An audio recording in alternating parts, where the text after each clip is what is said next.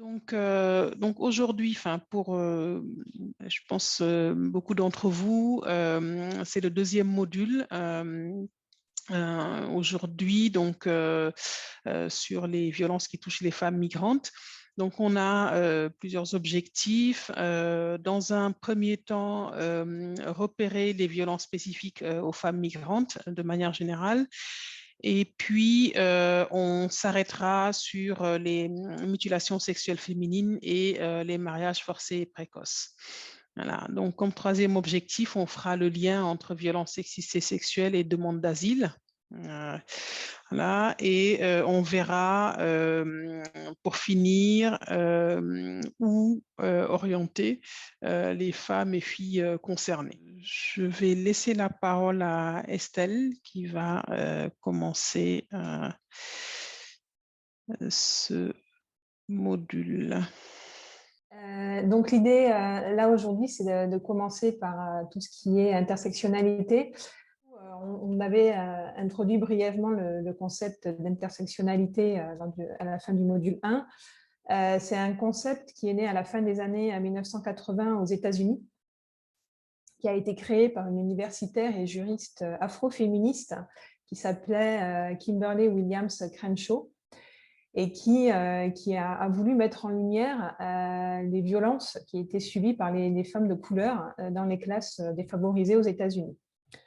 Et en fait, elle voulait savoir à la base pourquoi elles ont du mal à faire reconnaître par la justice les discriminations qu'elles subissent au travail. En droit américain, il faut choisir le fondement de sa demande pour une pratique discriminatoire. Et par exemple, c'est le sexe ou la race, enfin, voilà, l'origine ethnique. Et du coup, elle explique que ça joue contre les femmes noires parce que si elles se présentent comme victimes de discrimination en tant que femmes, on va leur dire mais on embauche des femmes blanches, mais voilà, donc elles ne peuvent pas se porter en justice pour discrimination fondée sur le sexe. Et si elles se fondent sur des discriminations fondées sur la couleur de peau, on leur dit mais oui, mais nous embauchons des noirs, mais c'est que des hommes. Et donc, du coup, elle s'est rendue compte que les femmes noires étaient discriminées non pas comme femmes ni comme noires, mais comme femmes noires.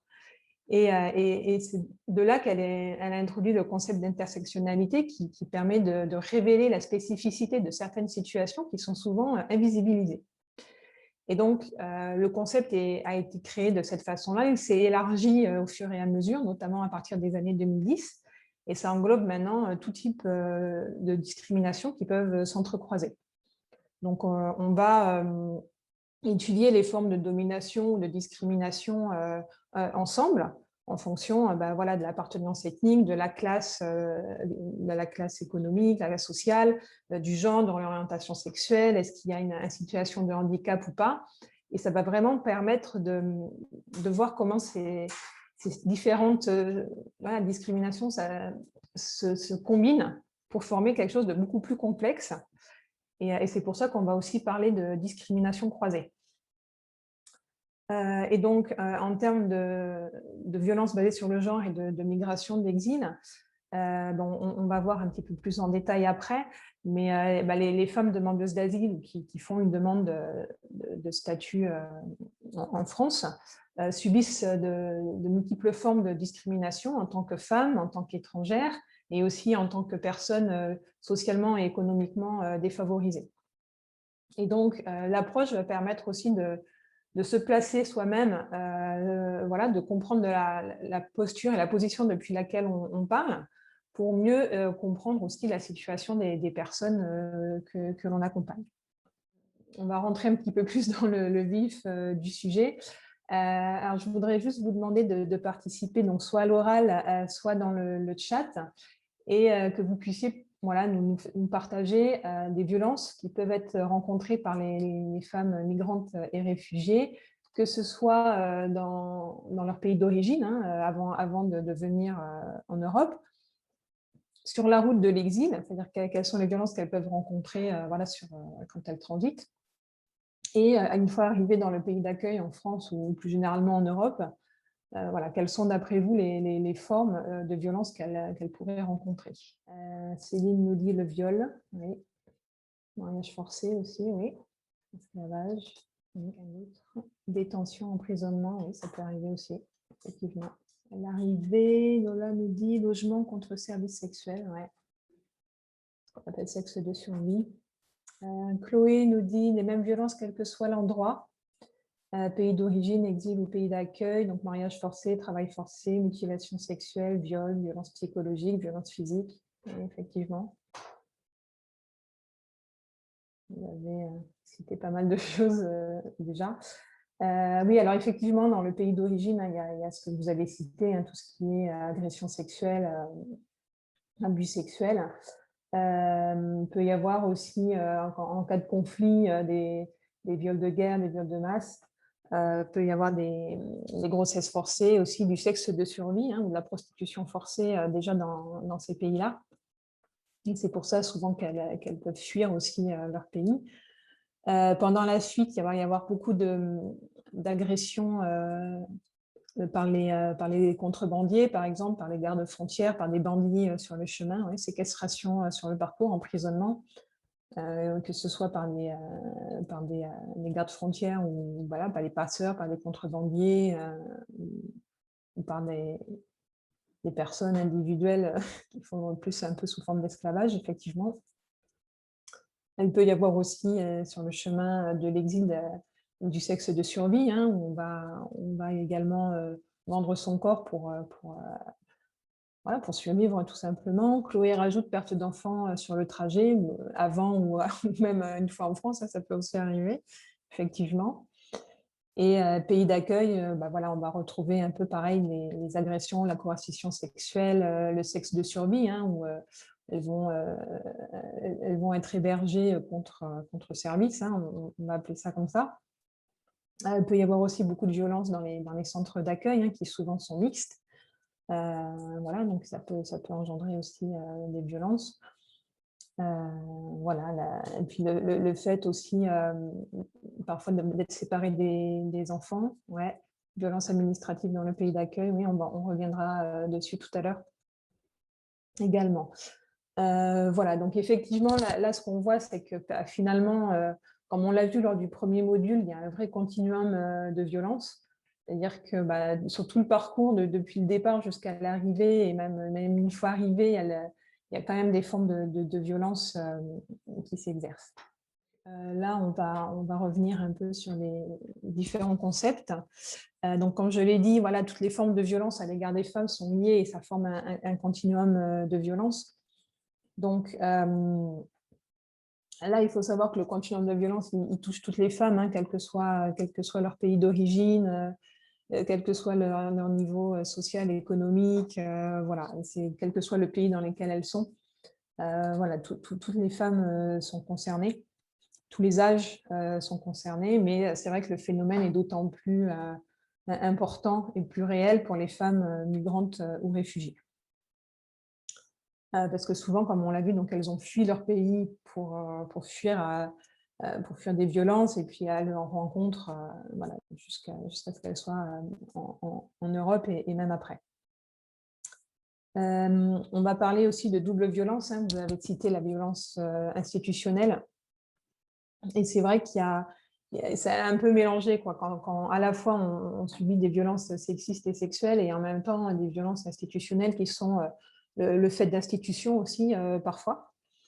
Voilà, donc il va y avoir des barrières linguistiques, le fait que c'est un système administratif qui est extrêmement compliqué à comprendre, d'autant plus si on ne parle pas forcément la langue. Il peut y avoir aussi des difficultés à fournir des preuves. C'est un peu compliqué de fournir une preuve parfois qu'on risque un mariage forcé. C'est pas forcément facile à prouver. Il peut y avoir des discriminations ou des abus des autorités. Il peut y avoir aussi voilà, des pressions ou une méconnaissance des systèmes. Par exemple, jusqu'à assez récemment, en cas de rapprochement familial, il fallait que la femme reste avec le mari, même violent. Et c'est vrai que maintenant, la femme peut demander à avoir des papiers de façon individuelle, mais ça reste extrêmement compliqué. La procédure reste compliquée. Il faut arriver à prouver les violences, en même temps faire les démarches pour avoir le titre de séjour, etc. Donc, Voilà, c'est beaucoup de violence institutionnelle. Et puis, il y a toute la partie à côté, quoi. Non seulement il y a des interviews pour avoir les papiers qui sont compliqués, mais il y a tous les à côté, quoi. Il y a tout le logement, voilà, l'école si on a des enfants, etc. On va aussi parler de victimisation secondaire. Alors ça, c'est un concept qui fait appel, enfin, ce n'est pas la conséquence directe d'un acte criminel, d'un acte de violence, mais c'est la façon dont les institutions ou les personnes les prennent en charge. Donc, par exemple, quand on va mener des interrogatoires récurrents, que la personne va être amenée à parler plusieurs fois de certaines violences, alors que c'est déjà compliqué pour la personne d'en parler, hein, ça peut être très tabou d'en parler, ou voilà, la personne ne va pas forcément se sentir en confiance et on lui demande de parler à plusieurs interlocuteurs et de répéter la même chose et que ça se tienne, quoi, que les choses soient dites à peu près de manière cohérente. On peut aussi parfois se retrouver exposé de façon répétée à l'auteur de l'acte criminel. Il peut y avoir aussi des réflexions, un langage inapproprié qui est utilisé par les personnes voilà, qui sont en contact avec la survivante. Donc voilà, donc là, c'est là qu'on va parler de victimisation secondaire. La victimisation répétée, c'est plus quand la personne est victime à plusieurs reprises d'un crime spécifique. Par exemple, en termes de violence domestique, des coups. Voilà, les coups, ça va se répéter tout le temps, tout le temps, tout le temps, et c'est là qu'on va parler de victimisation répétée. Et on va aussi parler de victimisation multiple. Et donc là, c'est quand les femmes réfugiées, souvent, font face à plusieurs formes de violences différentes. Voilà, donc par exemple, le mariage forcé, c'est une violence en lui-même. Il peut parfois être précédé par une mutilation sexuelle et il peut, dans beaucoup de cas, être suivi de violences domestiques, comme c'est un mariage forcé de viols conjugaux, etc.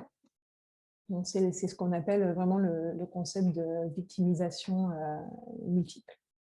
Là, on va parler de deux formes de mariage voilà, qui sont considérées comme des violences, une atteinte aux droits des femmes. Donc, on va parler de mariage forcé. C'est le cas des mariages dans lesquels l'une ou les deux parties n'ont pas personnellement exprimé leur libre et plein consentement à l'union. Le mariage d'enfant ou le mariage précoce, c'est tout mariage où l'une des parties au moins est âgée de moins de 18 ans. La différence qu'on fait, le mariage d'enfant, c'est vraiment des enfants relativement jeunes, hein, 10-12 ans. Voilà, mariage précoce, peut-être plus à partir de 16-17 ans, mais quoi qu'il en soit, ce sont toujours des formes de violence et c'est toujours considéré comme une forme de mariage forcé parce que justement, il n'y a pas forcément de plein consentement à l'union. Voilà, donc ça, ce sont des cas de figure qui concernent aussi bien les garçons que les filles, mais qui est quand même beaucoup plus courante chez les jeunes filles, hein, 18% de garçons contre 82% de jeunes filles. Et dans le monde, voilà, vous avez la carte à côté qui vous montre un peu le taux de prévalence selon les pays, mais voilà, selon l'UNICEF, c'est 12 millions de filles qui sont mariées chaque année avant d'atteindre l'âge de 18 ans. Ça fait à peu près 23 filles par minute, c'est une jeune fille toutes les 1 à 2 secondes. Et en France, on estime qu'environ 70 000 mineurs courent le risque d'être mariés de force au cours de leur vie. Voilà. Et 4% des femmes issues d'immigration et 2% des filles d'immigrés nées en France, âgées de 26 à 50 ans, ont également subi un mariage non consenti. Alors, quand on parle de mariage forcé ou précoce en France, il y a plusieurs cas de figure. Il y a des filles ou des jeunes femmes qui arrivent en France par le regroupement familial. Et voilà, parfois, on va noter quand même qu'il y a une grande différence d'âge, etc. Et donc là, on peut se poser des questions. Ça peut être aussi des personnes mineures ou pas, qui résident en France et qui sont mariées dans un autre pays ou dans le pays d'origine, ou même parfois en France. Hein, on a discuté avec des personnes qui ont vu ces cas en France. Voilà. Et parfois, quand on ne peut pas être marié civilement et légalement, voilà, en raison de l'âge, il peut y avoir aussi des unions religieuses ou coutumières qui peuvent être organisées. Voilà, et elles peuvent, voilà, ça peut aussi être le cas de jeunes filles qui sont promises à un mariage à un âge très jeune. La contrainte peut être exercée par un parent, par les 2 parents, par d'autres membres de la famille, par le futur mari ou par la belle famille, par voilà, la communauté en général. Et souvent, les personnes qui font pression mettent en œuvre différents moyens, hein, souvent qui se cumulent et qui se répètent. Il peut y avoir des violences physiques, psychologiques, verbales, voire sexuelles. Un contrôle pour isoler la personne, l'empêcher de sortir. Une utilisation de fausses justifications. Bah, tiens, on va aller au pays pour les vacances, on va faire une fête, etc. Et en fait, la personne, en arrivant, se rend compte que c'est son mariage qui est organisé. On va tromper la personne aussi. On peut faire aussi du chantage affectif. Voilà, on peut culpabiliser aussi la personne. Voilà. Et il peut y avoir aussi d'autres formes de violence qui préexistaient dans la famille. Et alors, parfois, c'est vrai qu'on va parler de mariage arrangé, mais souvent, mariage arrangé, c'est quand même un mariage forcé, dans la mesure où même si la personne, au bout d'un moment, cède à toutes ces pressions, elle n'a pas vraiment consenti au mariage. Donc voilà, donc c'est pour les personnes en situation de migration, ça peut être compliqué parce qu'elles se retrouvent dans un conflit de loyauté entre envers la famille, voilà, alors qu'elles n'ont pas envie de se marier, mais voilà, donc il y a un conflit, voilà, elles sont tiraillées entre leur façon de voir la vie, leurs souhaits, leurs envies pour l'avenir et les obligations familiales. Et donc c'est extrêmement difficile pour les femmes concernées de les dénoncer. Et c'est souvent en abordant aussi d'autres questions que voilà, les personnes vont être amenées à se confier à un professionnel qui les soutient. Les mariages forcés et précoces sont une pratique qui sont une violation des droits humains, qui sont considérés comme un crime, on verra, mais c'est passible de prison.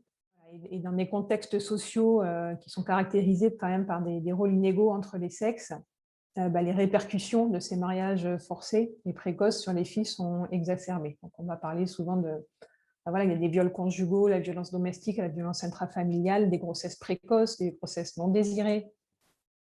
Voilà, une attribution non consentie en fait, du rôle de mère et d'épouse. Dans certains pays, l'abandon de la scolarité aussi. Je vous propose peut-être un petit exercice sur les causes et les conséquences des mariages forcés précoces.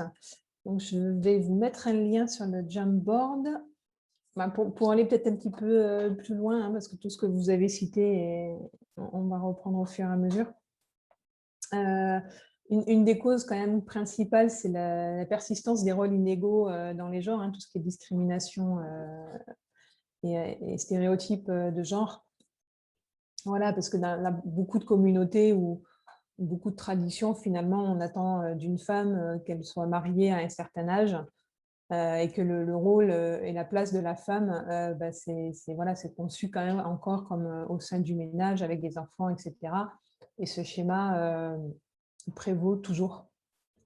Voilà, dans beaucoup de, même parfois parmi certaines familles françaises. Ensuite, vous avez mis les traditions, hein, ça rejoint un peu voilà, la persistance des rôles inégaux. Hein, la place de la femme, elle se situe au foyer. Difficultés financières, effectivement, dans certaines cultures, on va marier la jeune fille soit pour recevoir une dot, soit pour assurer une prise en charge par une autre famille ou voilà, par un mari, pour soit offrir entre guillemets un avenir un peu meilleur à la femme si le mari choisit appartient à une autre classe économique, soit aussi pour diminuer la pression financière sur la famille. Voilà, culture, encore une fois, religion, élévation sociale, oui. Ça peut être une pression exercée effectivement sur les filles et par les parents ou d'autres membres de la famille. Voilà, parfois aussi, elle sera encouragée à arrêter ses études et à fonder une famille. Après, on a les guerres, oui, qui peuvent accélérer parfois les phénomènes de mariage, hein, aussi dans les cas des camps de réfugiés ou autres. Décès du premier mari, ouais, effectivement, il y a certaines cultures où la veuve épouse le frère de son mari décédé. Ça peut arriver. Il peut y avoir aussi des renforcements, hein, plus généralement des liens familiaux et sociaux où, voilà, dans beaucoup de cas, on va essayer de maintenir des liens avec la famille ou avec la communauté au sens large. Voilà, et donc on va être amené à marier les enfants entre cousins, cousines. Voilà, donc ça prévaut aussi dans certaines cultures encore. Ça peut aussi être un signe de solidarité avec d'autres membres de la famille ou en mariant une personne française à une personne qui est restée au pays, ça peut lui permettre aussi par le regroupement familial de venir en France et donc d'améliorer ses conditions de vie et celles de sa famille. Il peut y avoir aussi des questions de préservation de l'identité, hein, où les familles qui sont venues en France s'inquiètent aussi des différences culturelles avec la France ou plus généralement un pays d'Europe, etc. Et, euh, et elles tentent d'imposer des conjoints du même pays, de la même religion, de la même région, la même ethnie, parfois même de la même caste, voilà, ce qui ajoute encore une contrainte au choix du conjoint. Voilà, la pauvreté, ouais, on va lier ça aux difficultés financières. Méconnaissance de ses droits, ben oui, parce que quand on ne sait pas qu'on a le droit de choisir et qu'on a le droit de ne pas se marier avant ses 18 ans, ben c'est compliqué de négocier ça et de justifier ça. Contrôle de la sexualité, hein, c'est aussi quelque chose qui, encore une fois, hein, qui est lié au système patriarcal, mais voilà, on ne veut pas que les femmes aient des relations sexuelles ou tombent enceintes avant le mariage. Ça peut être considéré comme un déshonneur, voilà, ou signe que la famille a mal élevé ses enfants. Parfois, il y a aussi des raisons religieuses aussi qui viennent, voilà, des croyances religieuses qui viennent là-dessus s'ajouter à ça. Ouais. Donc voilà, donc ça. Et puis, il y a, pour les garçons, peut-être plus précisément, un aspect discipline aussi, où souvent, quand les enfants sont en France, ils peuvent abandonner l'école, ils peuvent être source de problèmes, parfois avoir des activités un peu de délinquance, etc. Et une solution que les familles peuvent éventuellement mettre en place, c'est de faire repartir au pays d'origine et les marier pour les ramener sur le droit chemin, entre guillemets, évidemment. Les conséquences, donc oui, vous avez parlé d'arrêt scolaire, ça c'est vrai pour les mariages précoces, mais aussi effectivement pour des mariages forcés quand ils sont faits alors que la personne est encore étudiante. Les viols conjugaux, ben oui, forcément, quand on n'a pas choisi son conjoint, c'est ça l'isolement, hein, l'isolement social, voilà, ou la privation de liberté, où la personne va rester au foyer, effectivement, les traumatismes, la dépression, les troubles anxieux. Effectivement aussi, qu'est-ce qu'on a d'autre? Les risques pour la santé, hein, voilà, on a cité les grossesses précoces aussi. Ça peut être des complications qui peuvent s'avérer fatales parfois lors de l'accouchement, pendant la grossesse, le risque de contracter des MST, le VIH, etc. Ça peut aller jusqu'au suicide. Il y a aussi souvent, dans les cas de mariage forcé, la violence domestique, la violence conjugale aussi. Vous avez cité à peu près tout. Voilà, donc souvent, comme on le voit, hein, c'est une des raisons, le mariage forcé ou le mariage précoce, pour lesquels les femmes quittent leur pays. Soit qu'elles ont déjà été mariées de force et qu'elles sont confrontées à des conséquences violentes de ce mariage, soit parce qu'elles elles sont à risque d'être forcées à se marier et elles veulent éviter ça, soit parce que ce sont des femmes qui vont demander l'asile en France parce que leur propre fille risque aussi d'être mariée de force. Je pense qu'on va revenir après, du coup, sur les conséquences légales. Mais il faut savoir que le mariage forcé en France est interdit est puni de peine de prison et d'amende assez importante. Et que ça peut être aussi, comme je l'ai dit tout à l'heure, une possibilité pour demander l'asile. On continue. Donc, sur les mutilations sexuelles féminines.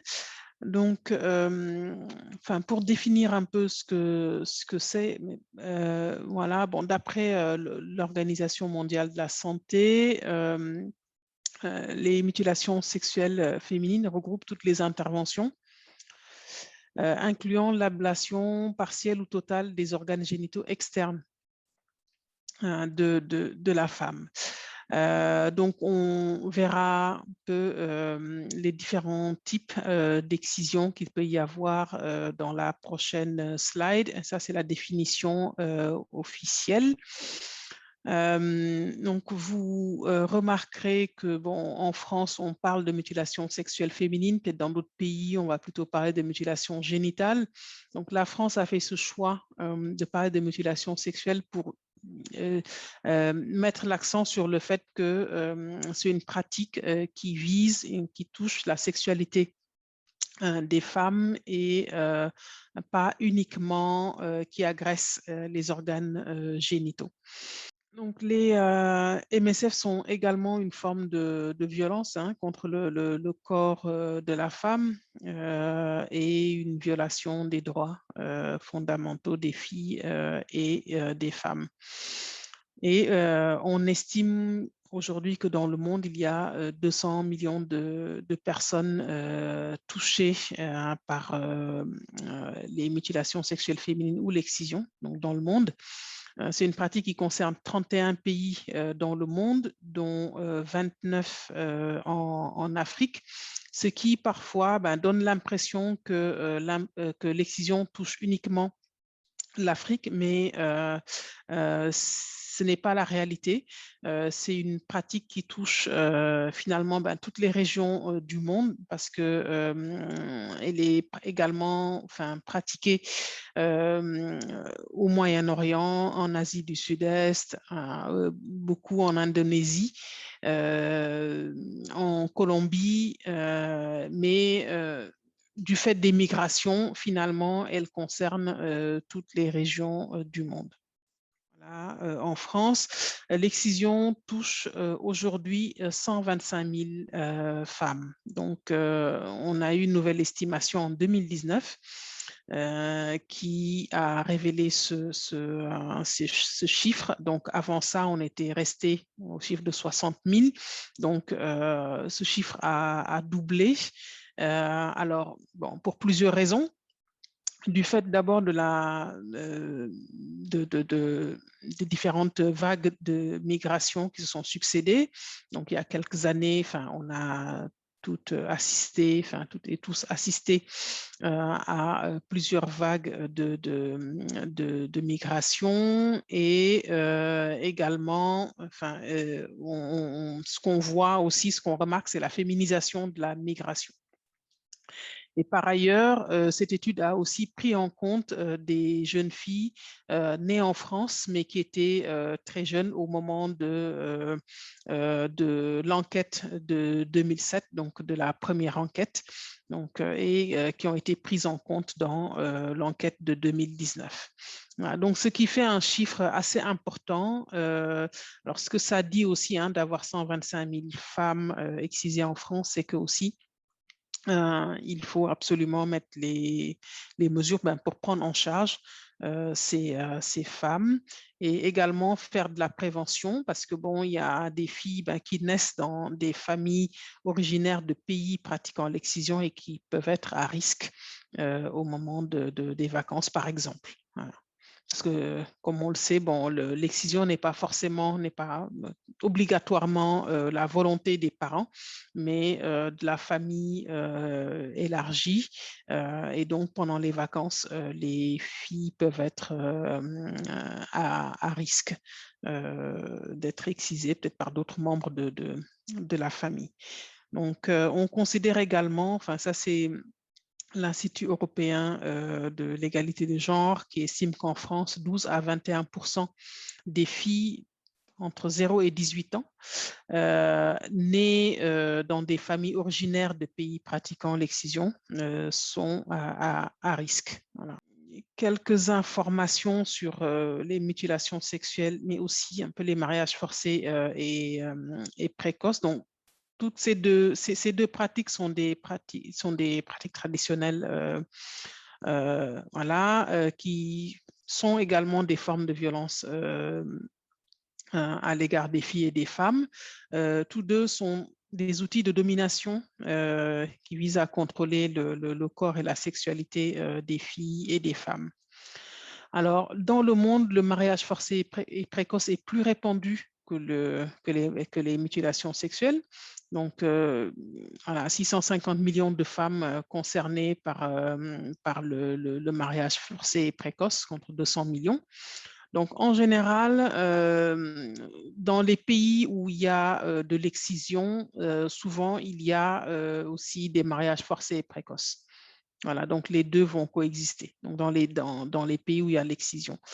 Par contre, il y a des pays où il y a des mariages forcés et précoces et pas forcément de l'excision, comme le Bangladesh, par exemple. Alors ensuite, on peut parler peut-être un peu plus des différents types d'excision. Alors, selon l'OMS, il y a 4 types d'excision. Alors, la première forme est appelée clitoridectomie. Donc, c'est une ablation partielle ou totale du gland clitoridien. Donc, parfois, c'est une petite entaille qui est faite aussi sur le clitoris. Voilà, donc parfois c'est juste le prépuce qui est coupé, parfois c'est tout la partie externe du clitoris qui est coupée. Donc là, l'opération touche uniquement le gland clitoridien. Ça, c'est le type 1. Ensuite, on a le type 2 que l'on appelle excision en réalité, qui est l'ablation alors partielle ou totale du gland clitoridien, plus les petites lèvres et parfois les grandes lèvres. Donc, ça recouvre plusieurs choses, hein, donc l'excision. C'est le type 2. Alors qu'on retrouve, ce sont ces deux formes en général que l'on retrouve beaucoup plus ici en France.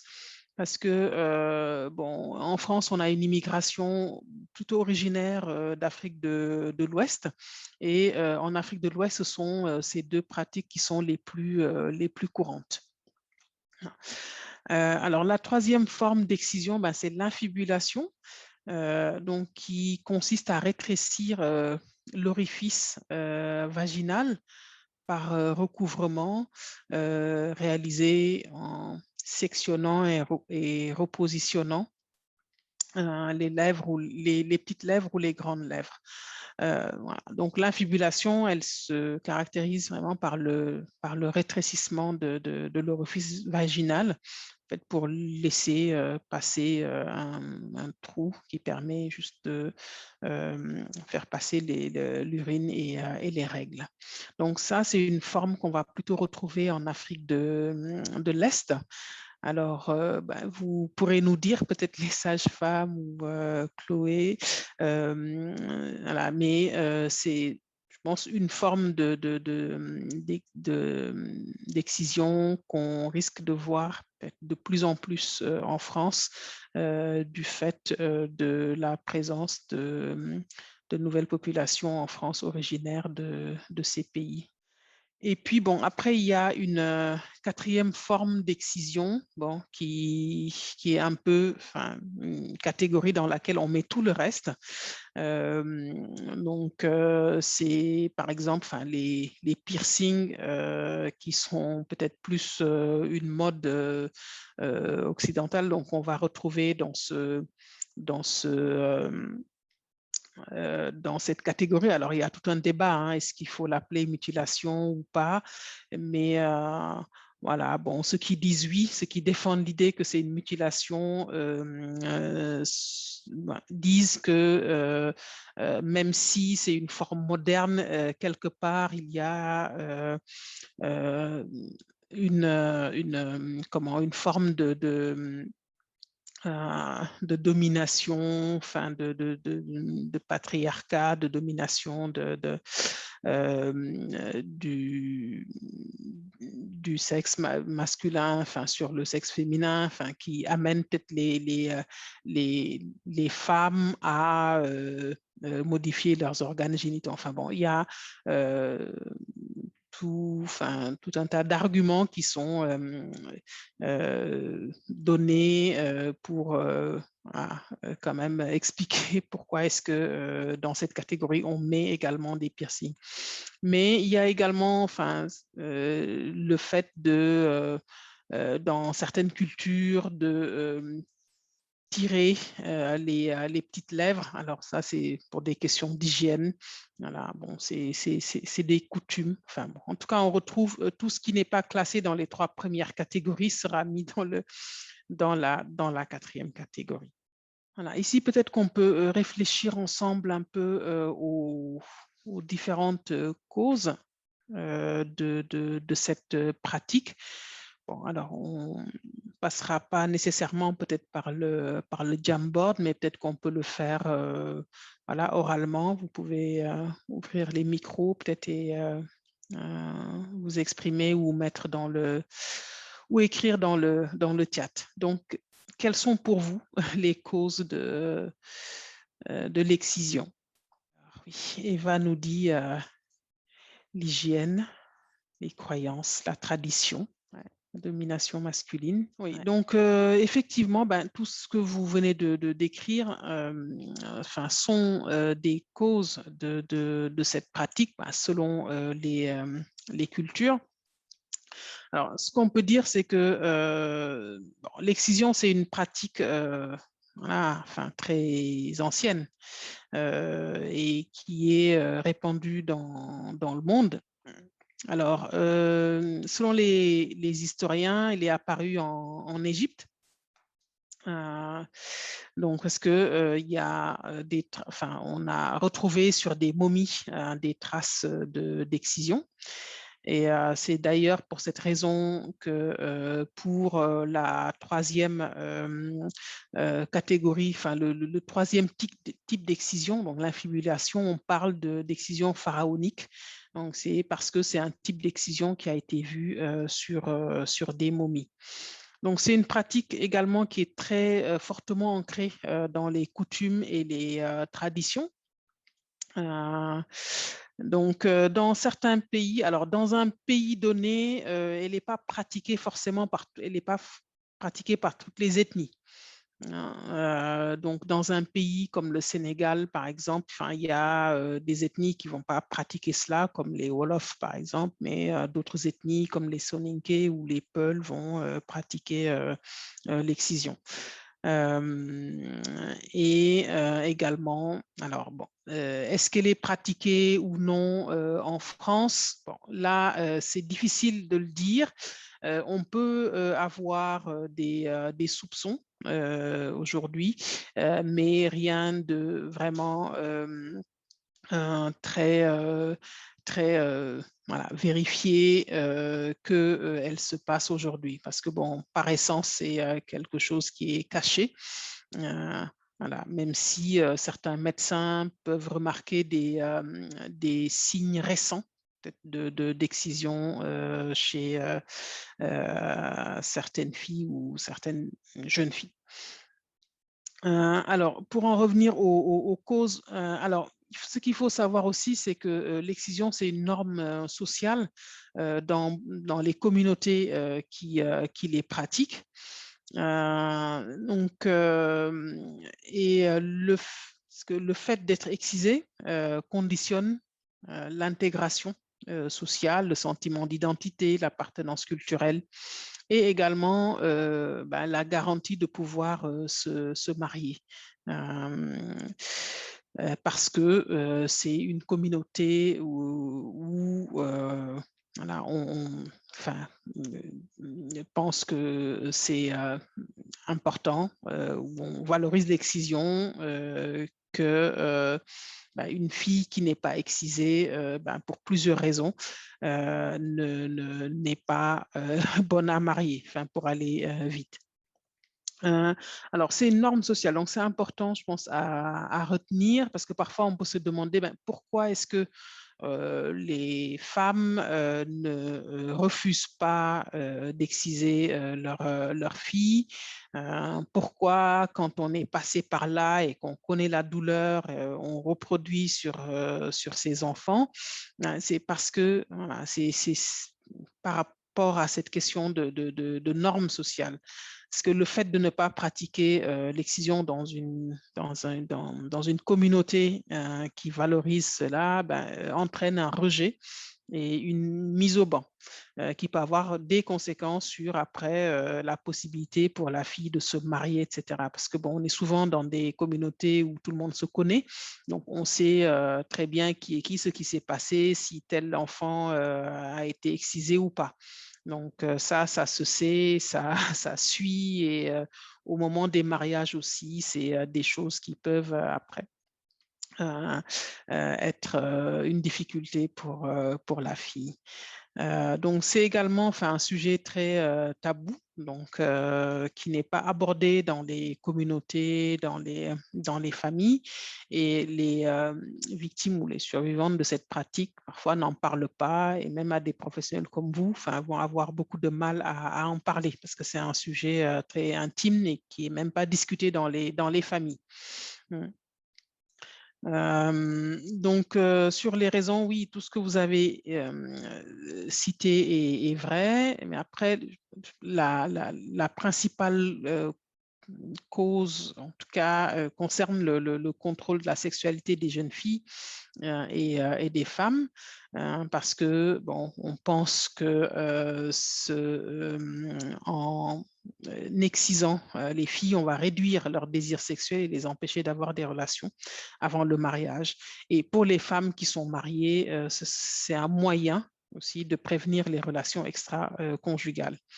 Après, toutes les autres raisons, comme celles que vous venez de citer, sont évoquées, la religion, la pureté, l'hygiène, parfois la beauté. Enfin, voilà, alors, beaucoup de superstitions aussi. Voilà, et aussi souvent, c'est un préalable au mariage.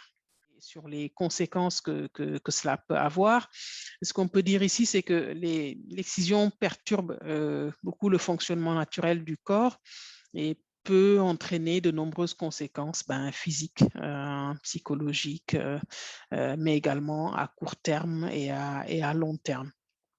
Donc, elle entraîne des conséquences durables sur l'appareil urinaire et les organes sexuels. Donc, elle peut avoir également des conséquences psychologiques importantes. Donc, oui, des risques physiques, sexuels, reproductifs, psychologiques.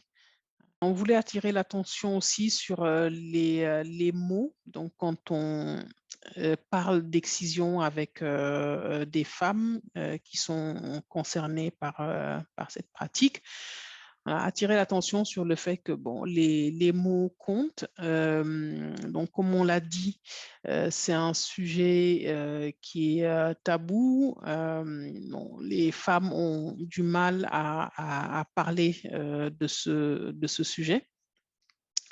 Donc, les mots parfois qu'on va utiliser peuvent être mal reçus par les femmes. Les femmes et les filles concernées ne se définissent pas seulement comme des femmes excisées, des femmes voilà, coupées, à qui il manque quelque chose. Alors, quand on dit que les mots comptent, non, parce que parfois on peut se demander voilà, quel mot utiliser. Est-ce qu'il faut parler de victimes, de survivantes, etc. Bon, ou bien est-ce qu'il faut parler de mutilation, d'excision, de coupure, etc. Bon, c'est une question en tout cas qui est bonne à se poser. Et ce qu'on dit, c'est que bon, c'est souvent les mots que les femmes souhaitent qu'on utilise qui sont les bons. Sur le terme de mutilation, par exemple, certaines femmes vont, revendiquent que pour elles, c'est une mutilation. Pour d'autres, ce n'est pas une mutilation. Voilà, bon, certaines femmes vont se dire victimes, d'autres pas.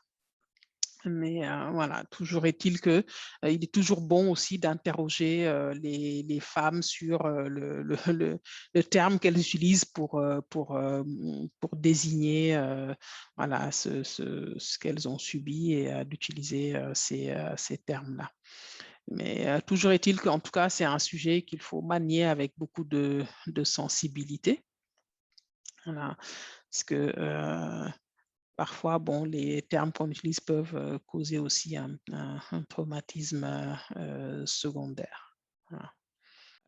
Reconstruction chirurgicale, donc c'est une opération qui est possible, qui existe, même si aujourd'hui, même si ce n'est pas quelque chose qui est automatique, qu'il faut prescrire de manière systématique à une femme qui a subi une excision.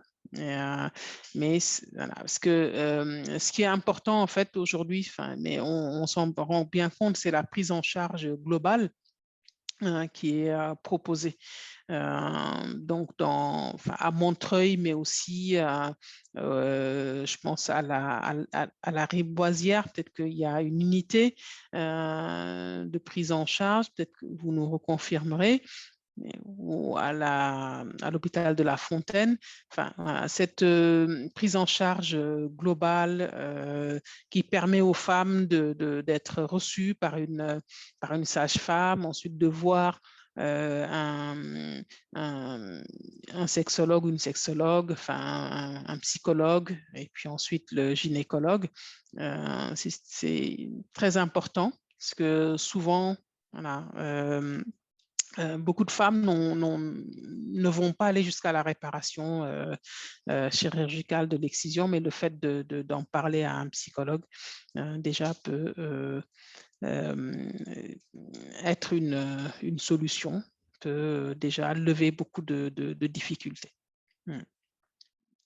Bon, aujourd'hui, même si il y a pas des unités de prise en charge partout en France, ça s'est pas mal développé.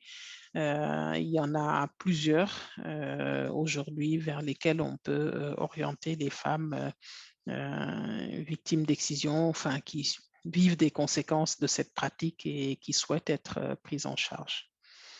Donc, on voulait ensuite rappeler que les deux pratiques sont interdites, sont des crimes punis par la loi. Pour le cas des mutilations sexuelles, donc le code pénal prévoit 10 ans d'emprisonnement et 150 000 € d'amende. Et des peines plus importantes aussi, selon que la mutilation est faite sur un mineur ou qu'elle est faite par un ascendant. Voilà, donc voilà, la loi prévoit des sanctions. Voilà. Donc, pour le cas des mutilations, des mariages forcés et précoces également, le code pénal prévoit 3 ans d'emprisonnement et 45 000 € d'amende pour le fait, dans le but de contraindre une personne à contracter un mariage ou à conclure une union à l'étranger, d'user à son égard de tromperie afin de la déterminer à quitter le territoire. Voilà, donc ce qu'il faut retenir ici, c'est que les deux sont punis et que parfois, voilà, c'est important de rappeler cela aux personnes que l'on voit dans sa pratique professionnelle. Alors, on voulait également faire un point sur les demandes d'asile pour motif d'excision ou de mariage forcé et précoce. Donc, les deux peuvent être des motifs de demande d'asile. Alors peut-être un premier, enfin on peut s'arrêter peut-être un petit instant sur les termes. Alors de demandeur d'asile ou de réfugié, protection subsidiaire, et cetera. Donc demandeur d'asile, donc c'est, alors les 2, hein, demandeurs d'asile et réfugiés font référence à 2 étapes de la démarche, de recherche d'une protection internationale. Donc, le demandeur d'asile n'a pas, enfin, c'est la personne qui est dans la procédure. Donc, elle n'a pas encore eu de décision par rapport à sa demande. Voilà. Donc, elle est, pour l'instant, elle est protégée temporairement quand elle fait sa demande d'asile. Mais c'est à partir du moment où on lui octroie le statut de réfugié qu'elle devient réfugiée. Voilà. À noter aussi que l'asile constitutionnel peut être accordé par l'OFPRA à toute personne persécutée en raison de son action en faveur de la liberté. L'OFPRA peut protéger des personnes qui sont victimes d'une pratique, hein, mais également des personnes, enfin des militants, par exemple, qui prennent la parole contre ces pratiques. Donc, parfois, peut-être, vous pouvez rencontrer dans votre pratique professionnelle des personnes qui sont menacées dans leur pays, hein, parce qu'elles s'opposent, elles prennent la parole contre ces pratiques. Donc, l'OFPRA peut également protéger dans ces cas-là. Donc, alors, vous pouvez aussi entendre parler du terme de protection subsidiaire. Donc, une personne peut ne pas se voir accorder le statut de réfugié, mais bénéficier d'une protection subsidiaire.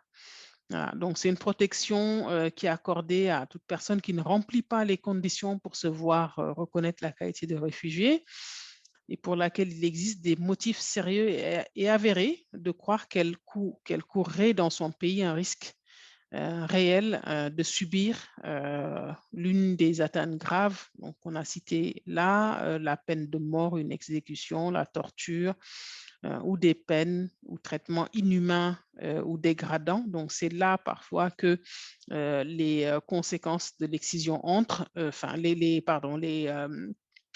conséquences du retour de personnes dans le pays d'origine peuvent entrer. Ou bien, alors on peut aussi donner la protection subsidiaire, donc s'agissant d'un civil, une menace grave et individuelle contre sa vie ou sa personne en raison d'une violence qui peut s'étendre à des personnes sans considération de leur situation personnelle. Voilà. Donc, dans ces situations, l'OFPRA peut accorder la protection subsidiaire. Donc ça, c'était un petit point sur les termes. Alors, donc, comme on l'a dit, les 2 pratiques sont des motifs de demande d'asile. Vous connaissez peut-être beaucoup de personnes qui ont le statut de réfugié pour motif d'excision ou de mariage forcé et précoce.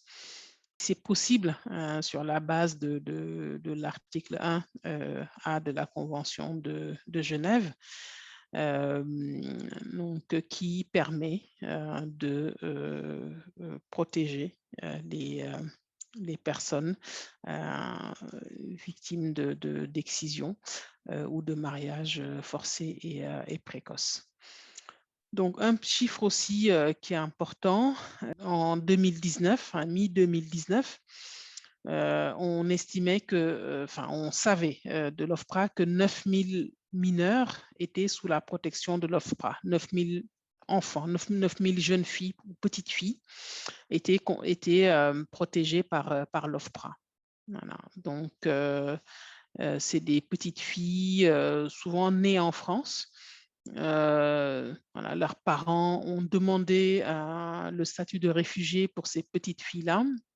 Elles peuvent être originaires, enfin, de Guinée, de Côte d'Ivoire. Donc, ces petites filles sont protégées par l'OFPRA et de fait, leurs parents aussi. Donc, pour celles et ceux qui ne sont pas très familières de la procédure d'asile, donc on a voulu vous partager ce petit schéma. Je ne sais pas si vous arrivez à voir. Je ne sais pas s'il y a un moyen d'agrandir un peu. Voilà, super. Super, parfait. Donc,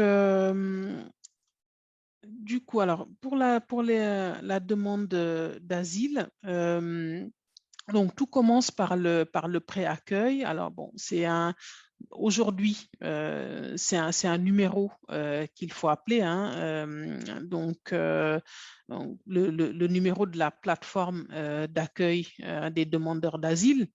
Donc, c'est un numéro qui est partagé par la préfecture, hein, le 01 42 50 09 00. Les travailleurs sociaux connaissent bien.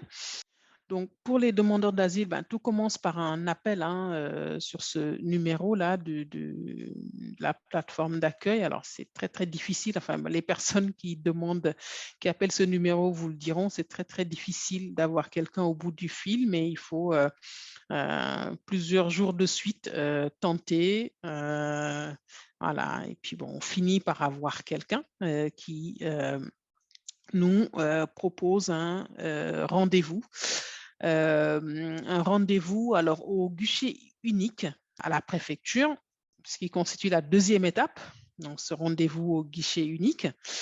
Alors, donc, quand on arrive à ce rendez-vous, donc à la préfecture, on voit deux personnes, voilà, obligatoirement à ce rendez-vous. D'abord, on passe par l'agent de la préfecture, ensuite par l'agent de l'OFI. Alors, vous allez voir, il y a des étapes qui nous intéressent particulièrement. C'est pour cela qu'on s'arrête là-dessus. Alors, donc, l'agent de la préfecture, lui, va d'abord prendre les empreintes digitales, bon, ce qui va permettre de savoir si c'est la première demande qu'on effectue dans un pays européen ou pas, ou si on a déjà laissé ses empreintes dans un autre pays. Vous avez peut-être entendu parler de la procédure Dublin, parce que bon, quand on a commencé ces démarches dans un pays européen, il faut obligatoirement les terminer dans ce pays. Donc, si c'est quelqu'un qui a déjà laissé ses empreintes en Italie, donc il va devoir repartir en Italie pour continuer ses démarches là-bas. Donc ça, c'est ce qu'on va chercher à savoir. Et puis, l'entretien avec l'agent de la préfecture va également permettre de savoir si, quelle procédure est applicable, si c'est la procédure normale ou la procédure accélérée. Voilà. Donc, il y a plusieurs critères qui vont déterminer si on doit passer par une procédure accélérée ou pas. Le fait, par exemple, de faire une demande d'asile dans le but de prolonger peut-être sa présence sur le sol français. Donc, si ce n'est pas vraiment considéré comme une demande valable, mais que ça permet de prolonger sa présence, donc l'officier, l'agent de la préfecture va, s'il soupçonne cela, donc il va directement orienter vers la procédure accélérée. Alors, si on vient également d'un pays dit sûr, parce que bon, l'OFPRA a une liste de pays sûrs qui est affichée, qui est sur le site. Donc, on les connaît, ces pays sûrs. Un pays comme le Sénégal, par exemple, est considéré comme un pays sûr. Donc là, ça va être automatiquement une procédure accélérée. Voilà, donc, il y a quelques critères qui permettent de définir si la personne passe par telle ou telle procédure. Voilà. Et là également, l'agent va donner un imprimé pour préparer l'entretien avec l'agent de l'OFPRA, donc il va venir un peu plus loin, là un peu plus tard. Alors cet imprimé, il est important surtout pour les femmes qui ont été victimes de violences, parce que c'est sur cet imprimé, par exemple, qu'elles vont, si elles le souhaitent, dire si elles préfèrent parler enfin, être aidées une interprète femme ou un interprète homme. Voilà, donc bon, et ça, c'est important parce que certaines femmes peuvent avoir vraiment des difficultés à être traduites par un homme et de parler de certaines violences par lesquelles elles sont passées.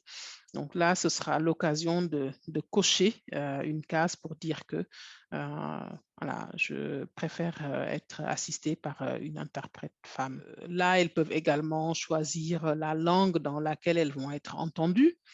Parce que bon, là également, parfois, il y a des malentendus. Parfois, les demandeurs d'asile peuvent avoir la fausse idée que le fait qu'en s'exprimant en français, elles vont avoir plus de chance, parce que bon, c'est signe d'intégration, etc. Alors que bon, non, pas forcément, et qu'elles ont tout intérêt à parler dans leur langue, dans une langue qu'elles maîtrisent, pour être sûres de parler de toute de leur situation et enfin, tout ce qu'elles ont envie d'exposer. Donc là, on peut également, ce formulaire, elles peuvent également choisir la langue dans laquelle elles veulent faire l'entretien.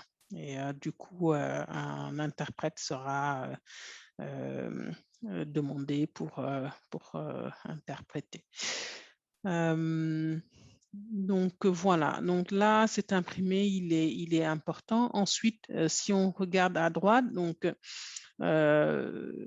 après l'agent de la préfecture, la personne va aller voir l'agent de l'OFI. Alors là également, c'est une étape importante parce que bon, cet entretien va permettre aussi de détecter les vulnérabilités. Voilà. Alors, les vulnérabilités, ce que c'est, ce sont les violences que les femmes ont pu subir avant l'exil, pendant l'exil et dans le pays d'origine également. Voilà. Donc, aujourd'hui, c'est les agents de l'OFI doivent être formés pour parler des violences. Ils doivent pouvoir les détecter. Voilà. Donc c'est cet entretien-là qui permet de détecter ces violences. Et s'il y a eu des violences ou des vulnérabilités, hein, comme c'est dit là, donc cela va avoir un impact sur l'hébergement. Donc, sur l'hébergement et le suivi qui est proposé à ces femmes. Voilà.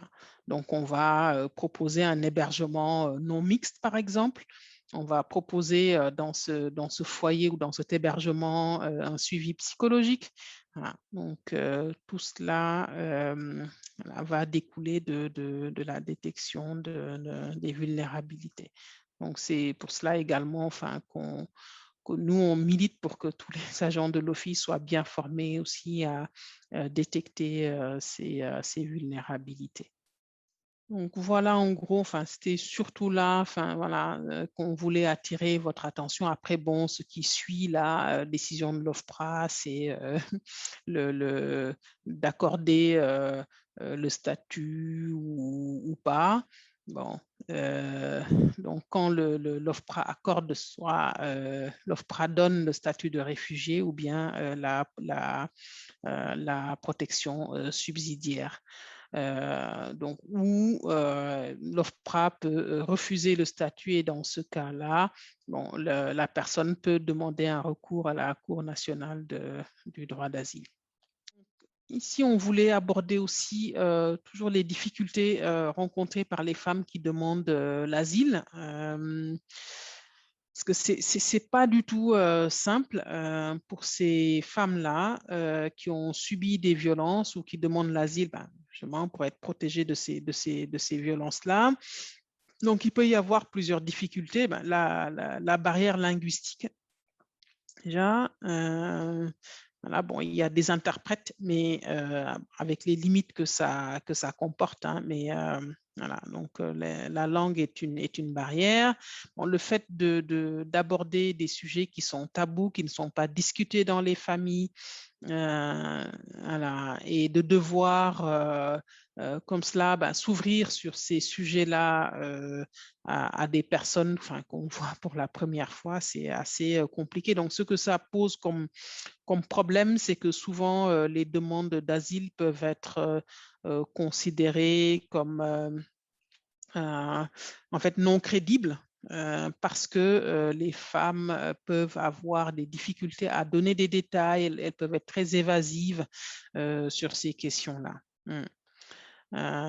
Également, on peut se confronter également à des valeurs et des comportements contradictoires, parce que souvent les femmes, parce que les valeurs qui se confrontent, c'est celles du demandeur d'asile et de la personne qui l'interviewe.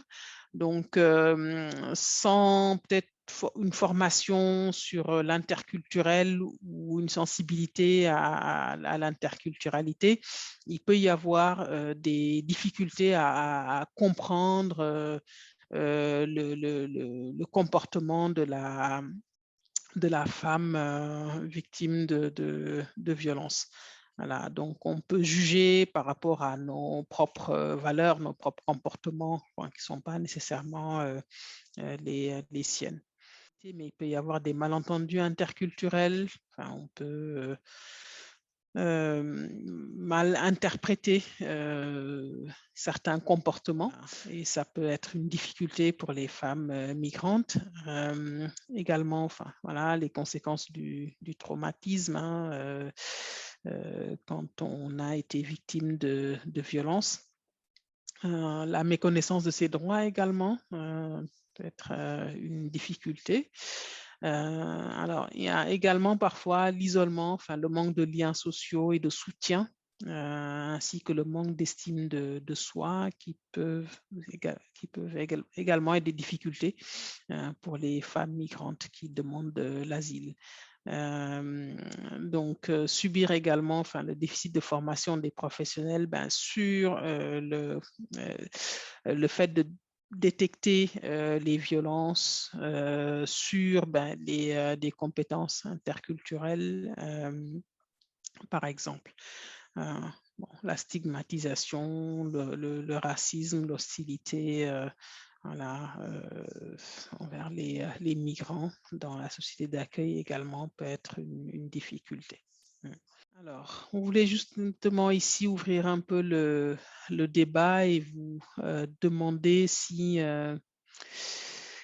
vous aviez peut-être déjà été confronté à des situations comme celle-ci où il y a pu y avoir des difficultés linguistiques, des difficultés à échanger avec les femmes avec qui vous travaillez ou que vous suivez, des problèmes peut-être de malentendus interculturels. En tant que sage-femme, c'est vrai qu'on n'a pas forcément, ces difficultés, là parce qu'en fait, finalement, nous, on n'est pas vraiment à la recherche de la vérité ou quoi. On ouvre des portes pour que les gens nous parlent, mais après, ça vient ou ça vient pas Mmh. et voilà, donc c'est vrai qu'effectivement, hein, des fois, il y a des femmes qui parlent beaucoup, d'autres qui parlent pas du tout, d'autres, des fois, on comprend pas bien après vraiment le film, mais en fait, finalement, heu, après c'est plus dans l'orientation quoi, savoir, comment on va les orienter, c'est ça qui est plus difficile, mais Mmh. après, Mmh. voilà. OK, ouais. Je veux bien croire qu'en tant que sage-femme, effectivement, vous pouvez ne pas être confrontée à certaines difficultés. Donc, on reparlera de la question de l'orientation. Et moi, me Ouais. concernant, bon, c'est un peu biaisé parce que j'ai quand même une formation qui a été très orientée, vers la prise en charge des patients migrants, des patients sans droit, voilà donc ma formation a toujours tourné autour de ça donc j'ai jamais été personnellement, j'ai pas ressenti de difficulté par rapport à ça. Par contre, ces difficultés-là me sont racontées par mes patients et mes patientes qui les subissent, au sein des différents organismes par lesquels ils passent. Ils les subissent, à la préfecture, ils les subissent aussi avec certains médecins, ils les subissent, avec des professionnels de santé, avec des professionnels administratifs, enfin ils le subissent de partout, ça c'est sûr. Mmh. Après, voilà, moi personnellement, je ressens pas de difficulté par rapport à ça, mais c'est toujours déroutant et et et voilà, mis à part les écouter, bon voilà, c'est déjà une bonne chose, les écouter, les rassurer, mais c'est vrai qu'il y en a beaucoup, qui arrivent, en pleurs ou complètement traumatisés parce qu'ils ont eu affaire, à des professionnels qui sont censés être là pour les aider et qui finalement les ont stigmatisés Mmh. et leur ont fait plus de mal que de bien, quoi. Effectivement, c'est vrai que enfin, c'est une vraie question et c'est pour ça Mmh, aussi qu'on aborde ces sujets en formation. Avec, mmh. malheureusement, ça existe. Alors peut-être que Chloé ou les sages-femmes qui sont avec nous, parfois, peut-être, est-ce que vous êtes parfois confrontés, enfin, à des personnes qui vous demandent peut-être des certificats médicaux pour leur demande d'asile? Parce que bon, ça, je pense que ça peut vous concerner directement. Et aujourd'hui, ben, le fait que, voilà, enfin, peut-être vous ne pouvez peut-être pas aujourd'hui faire des certificats pour les mineurs qui doivent maintenant absolument être vus dans des UMJ, mais peut-être que vous voyez des femmes adultes qui vous demandent des certificats d'excision. Mm. Moi, quand on me demande des certificats, que ce soit pour un mineur, un majeur, enfin peu importe, je le fais toujours. Je le fais toujours, dans le but d'aider la personne. Quand je sens que ça va plus lui porter préjudice, enfin d'inconvénients que d'avantages, je l'explique à la personne et j'essaye de lui montrer que ça va plus lui desservir qu'autre chose. Quand ça peut lui servir, je le fais toujours, même si je sais que je suis pas forcément, la personne référente. Après, je peux les réorienter vers les UMJ, Mm. mais je me dis, ce sera toujours un plus, voilà, ce sera toujours un certificat en plus. Donc moi, j'en Mhm. fais régulièrement. Mm. Donc, absolument. Donc, pour celles qui voilà, ne savent pas, donc pour les demandes d'asile pour motif d'excision, donc il faut aujourd'hui fournir un certificat d'excision pour l'enfant ben, qu'on veut protéger. Et pour l'enfant, ben, c'est les unités médico-judiciaires qui aujourd'hui euh, peuvent faire ces certificats médicaux. Donc, et qui envoie les résultats directement à l'OFPRA. Et pour les adultes, pour les mamans, par exemple, de ces enfants-là, elles peuvent s'adresser à d'autres professionnels, à une généraliste ou à d'autres professionnels de santé pour faire les certificats médicaux. Je ne sais pas si nos sages-femmes, vous avez ce type de demande. Oui, oui, tout à fait, c'est très fréquent, Ouais. bah, c'est vrai que l'accouchement, c'est assez, bah, aussi une période, pour examiner, la vulve et du coup, on Mm. a beaucoup de demandes d'excision.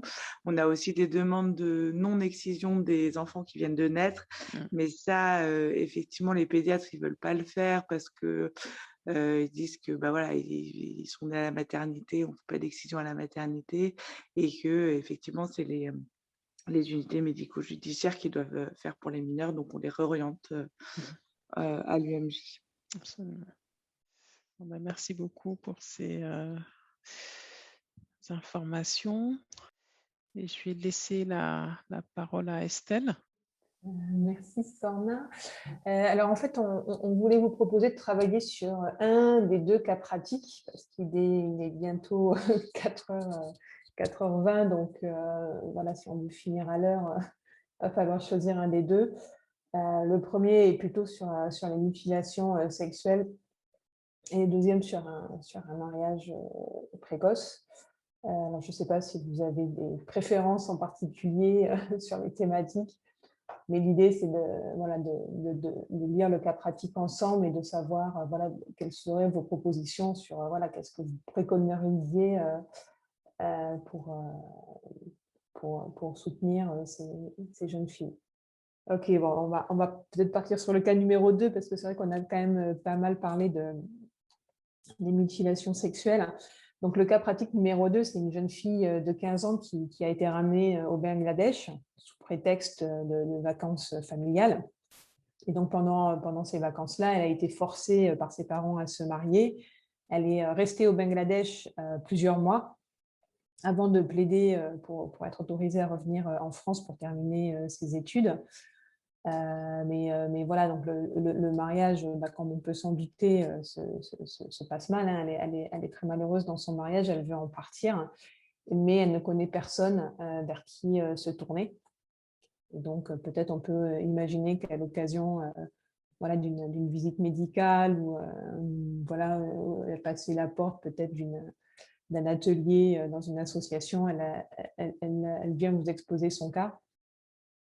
L'idée, voilà, c'est qu'est-ce que vous lui diriez, comment vous aborderiez les choses, etc. Après, il n'y a pas de bonne ou mauvaise réponse, c'est aussi selon vos pratiques professionnelles. Hein, votre cœur de métier, ce ne sera pas forcément la même approche. Personne ne veut réagir. Sinon, la question que je peux poser, c'est pourquoi personne ne veut réagir? Alors, moi, personnellement, je ne sais pas du tout quoi faire. Mais j'ai la chance dans mon équipe là, actuelle d'avoir une médiatrice en santé, donc je pense que je lui en parlerai.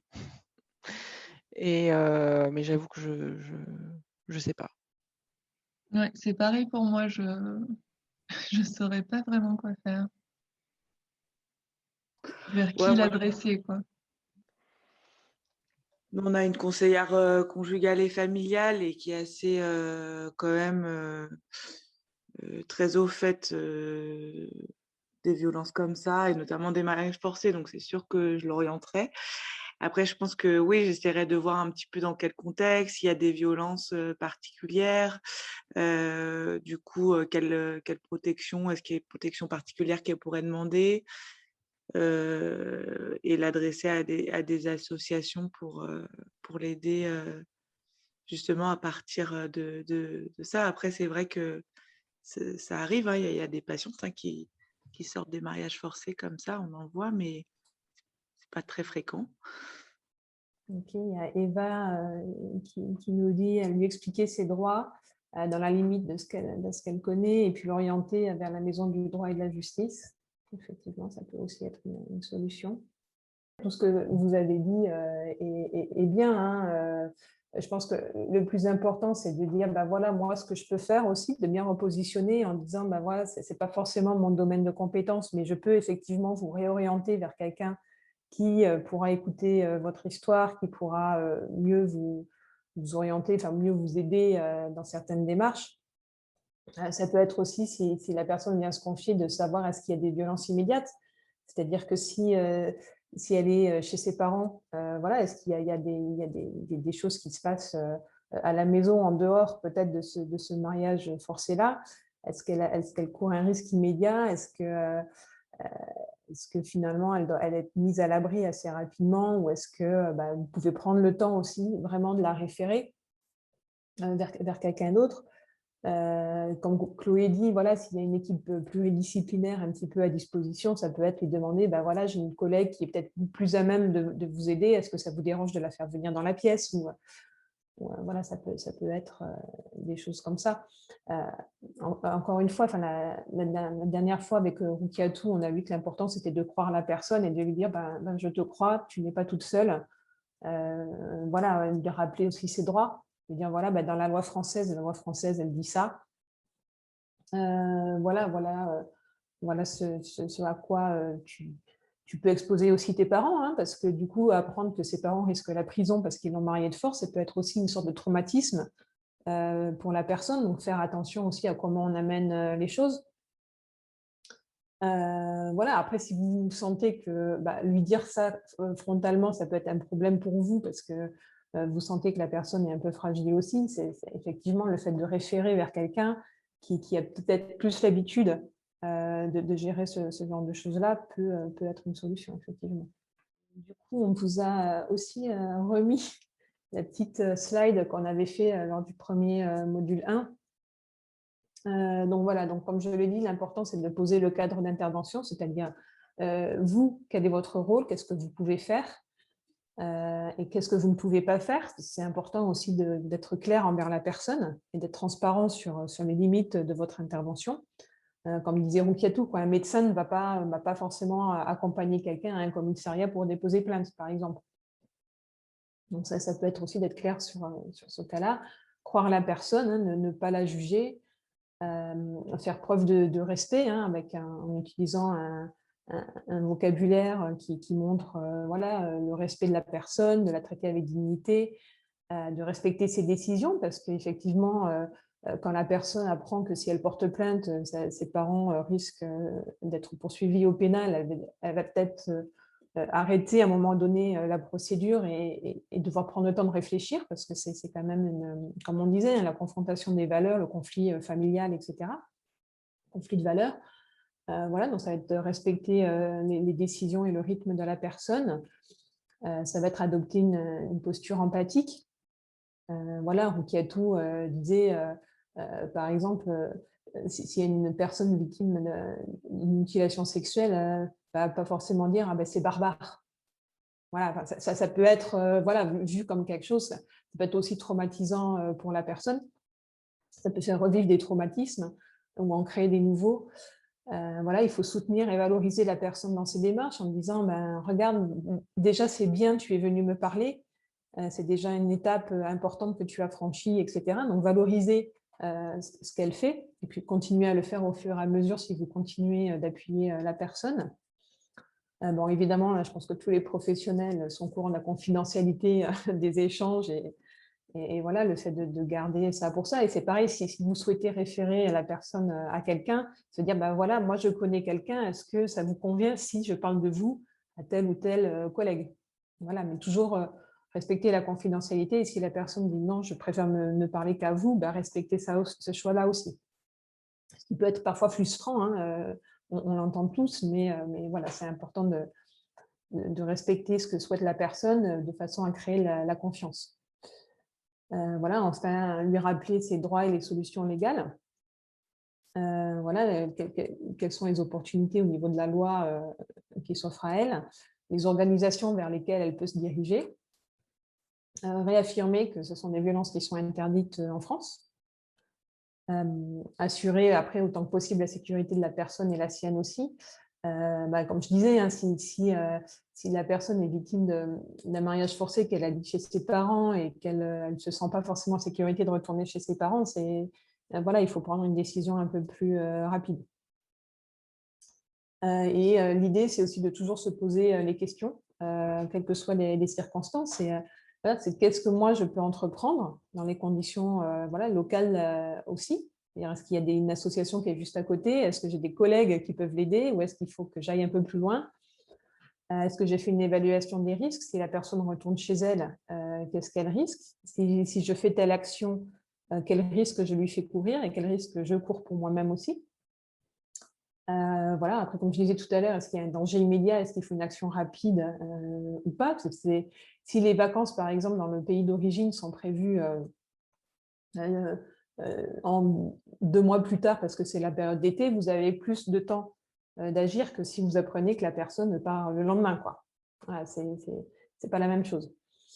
Si vous contactez une autre organisation, une personne ou une autorité, comment cette personne va réagir à votre intervention? Quelles sont les mesures de suivi que vous pouvez mettre en place vous-même une fois que vous avez orienté la personne? Est-ce que quelles sont vos possibilités de voir est-ce que la personne a bien été voir la personne vers qui vous l'avez référée? Est-ce qu'il y a une prise en charge qui a été faite ou pas? Et puis, quelles sont les conséquences de vos actions? Il n'y a pas forcément de... Comme disait Roukiatou, la question légitime, c'est celle dans laquelle on se sent à l'aise aussi de poser. Par exemple, lors du dernière formation, on avait traité du cas numéro 1.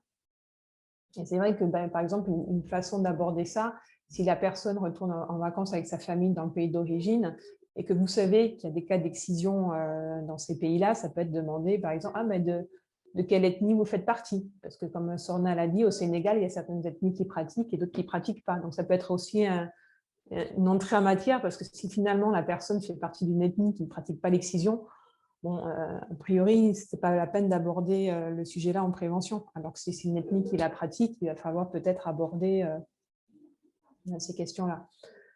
Bon, bien sûr, c'est compliqué de connaître par cœur toutes les ethnies qui pratiquent ou pas l'excision, mais c'est voilà, après, en mettant peut-être, je ne sais pas, un poster dans le bureau contre les mariages forcés ou contre l'excision, ou des choses comme ça peut être aussi un moyen d'aborder des sujets. Voilà. Ensuite, les services sollicités, vers qui vous pouvez référer. Bon, il y a les plateformes un peu plus nationales et un peu plus générales, qui sont le 119 pour les enfants, le 3919 pour les femmes victimes de violences, la plateforme Arrêtons les violences, tout ça s'adresse un peu à tout type de violence. Pour les mariages forcés, il y a également le site Stop Violence, pour savoir si on est concerné.